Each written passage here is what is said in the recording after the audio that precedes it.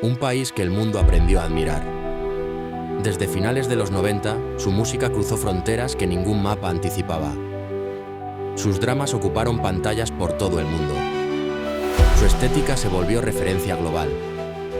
En Latinoamérica, Corea del Sur dejó de ser una coordenada geográfica para convertirse en sinónimo de admiración y modernidad, de progreso, de un modelo que parece funcionar. Y los números lo respaldan. Un sistema educativo entre los más competitivos del mundo. Empresas tecnológicas que compiten en las ligas más altas del mercado global. Un crecimiento económico que pasó de la devastación de la guerra a convertirse en una potencia tecnológica en menos de 2 generaciones. Todo parece funcionar.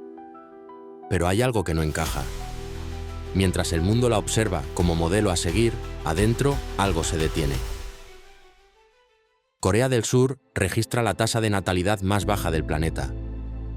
No es una anomalía estadística ni un accidente demográfico. Es el síntoma de una sociedad que empujó a sus ciudadanos hasta un límite que muchos ya no están dispuestos a cruzar. Cada vez más jóvenes renuncian a formar familia. No por indiferencia, sino por cálculo. Porque el modelo que los hizo competitivos también los dejó exhaustos. Porque la vivienda, la educación, la presión laboral y el costo de criar un hijo dentro de ese sistema se convirtieron en una ecuación que no cierra. Y ahí aparece la pregunta que ningún indicador económico sabe responder. ¿Cómo puede una sociedad tan exitosa estar perdiendo a su propia generación? Para entenderlo, hay que mirar el sistema desde adentro. Si eres fan del K-drama, seguro has visto más de una historia en donde el personaje principal estudia sin dormir, para luego reprobar el examen de ingreso a la universidad y siente que su vida entera se derrumba. Eso no es drama televisivo, es documental. En Corea del Sur, el futuro se juega en un examen. Uno solo. Una sola prueba determina el acceso universitario. En un día, las posibilidades de vida de un joven de 18 años son decididas. La universidad a la que ingresa define el empleador que lo contratará, el salario que percibirá, incluso el rango social al que podrá aspirar. La presión comienza mucho antes de los 18. Los niños coreanos asisten al colegio durante el día, por la tarde a los hagwones, que son academias privadas de preparación. Es habitual que un adolescente estudie 12-14 horas diarias.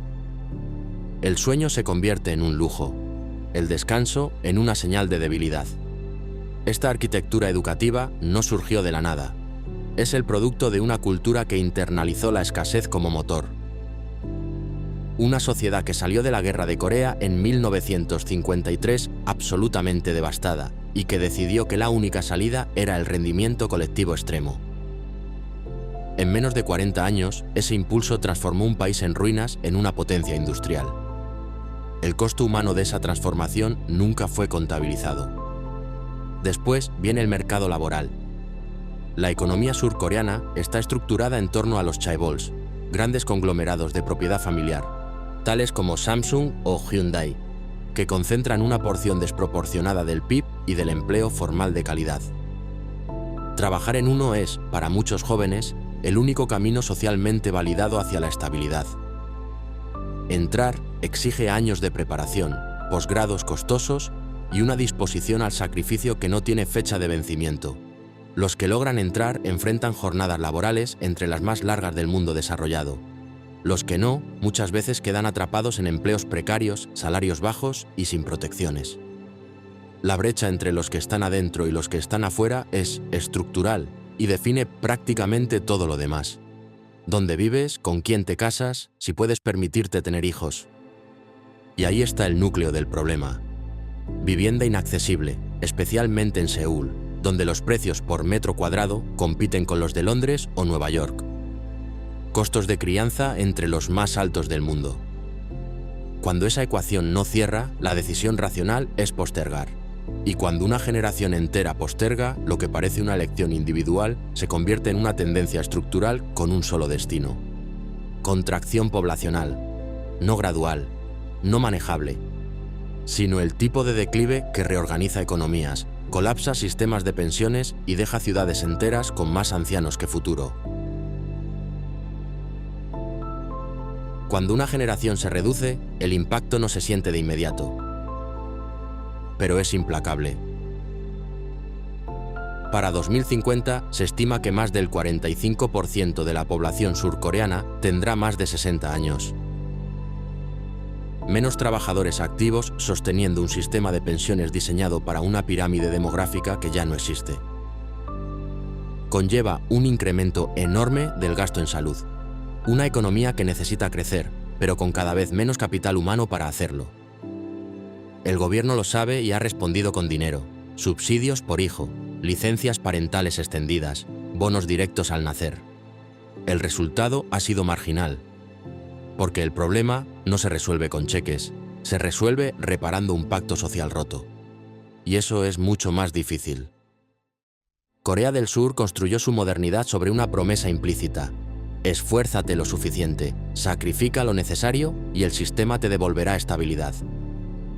Durante décadas, esa narrativa funcionó como combustible social. Fue la lógica detrás de las jornadas interminables, de los años invertidos en preparación académica, de una cultura que convirtió la disciplina en identidad nacional. Hoy esa promesa se fracturó.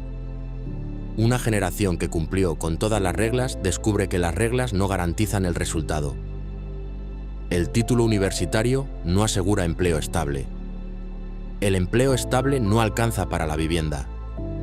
La vivienda no alcanza para pensar en familia. No es rebeldía, es algo más frío y duradero. Es la conclusión silenciosa de que el esfuerzo fue real, pero la recompensa fue una ficción. Lo que queda no es protesta, es desconexión. Es el resentimiento de quienes sienten que cumplieron su parte del trato y el sistema no cumplió la suya. Los sociólogos coreanos tienen un nombre para esto: la generación Sampo.